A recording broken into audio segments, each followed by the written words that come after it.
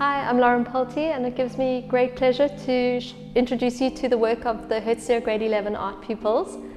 We worked together with the South African Jewish Board of Deputies to create artwork for the Yom Hashoah commemoration of the 80th anniversary of the Einsatzgruppen. Gwen Robbins from the South African Jewish Board of Deputies warned us about the images we were going to encounter, very traumatic and very violent images that caused us to think carefully about what it means to represent the suffering of others.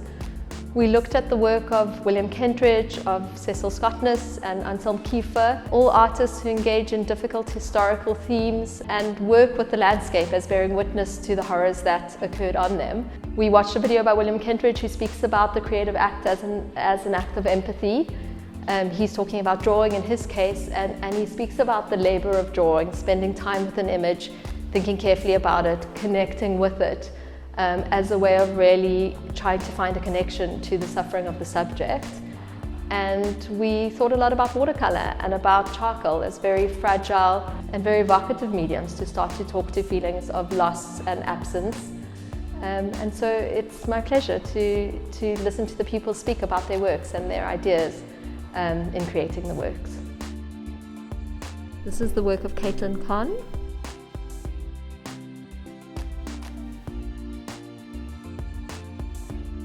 This is the work of Alex Showell.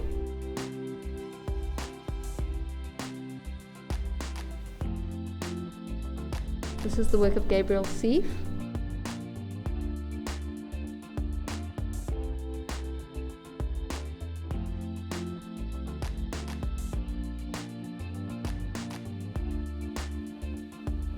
This is the work of Jenna Shawkind.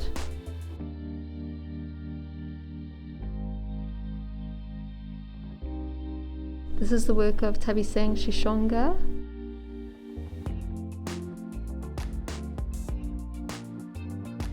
This is Gabby Doninger's work.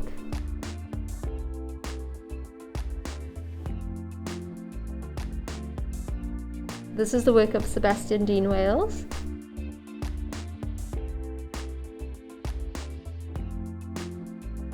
This is the work of Ethan Kirstein.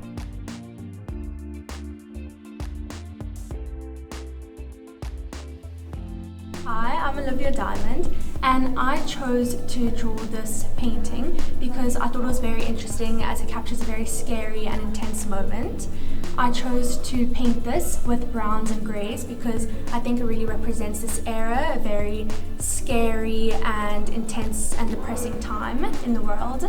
And what I thought was interesting about this picture is that none of the figures have an identity, so you can really imagine anyone in their position. Hi, I'm Shaylee Kramars, and I chose to do this image as my final artwork because I thought it was very fitting for the theme I wanted to portray. I thought the height of the trees created a beautiful feeling of space, and I liked the way that they overpowered the figures. I changed the composition while doing the thumbnails a bit so that the front tree created more divide between the Jews and the Nazi, and that there were much less figures. For the colours, I used very dull greens and browns to create more of an airy and solemn feeling. I think the trees are such an important part of the painting because they've seen so much history and are probably still standing today. I'm Michaela.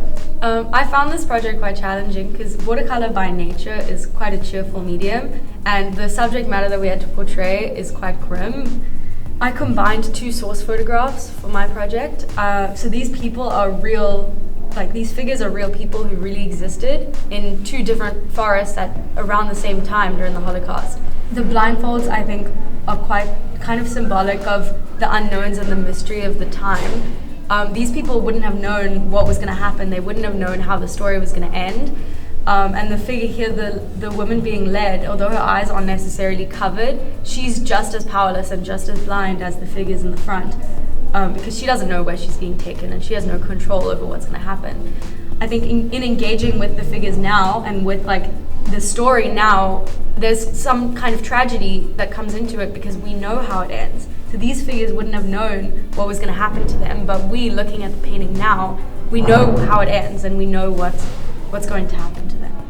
Hi, I'm Rachel Castle, and this is my artwork. I spent weeks planning my artwork, and I worked with the composition and the subject matter for many weeks to try and find the perfect composition. I decided not to choose a graphic image, but rather to choose one of the forests. This is the Ponary Forest in Lithuania, where thousands of Jews were killed during the Einsatzgruppen.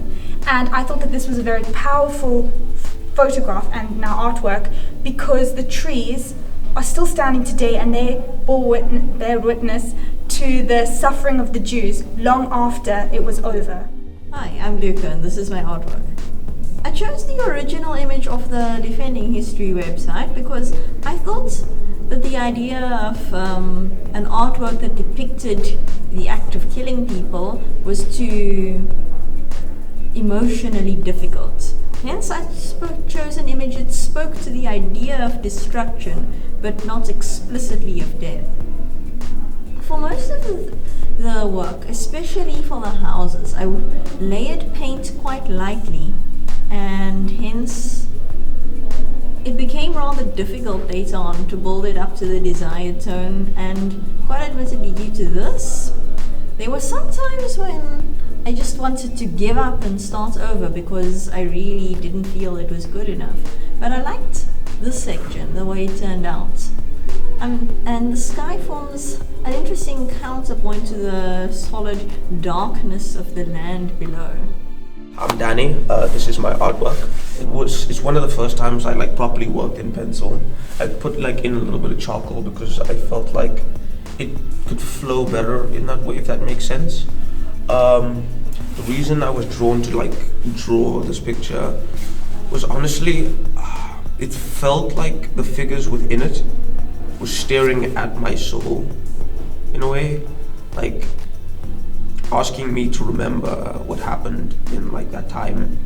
The way that they were just standing there and bearing witness to the suffering of the people around them.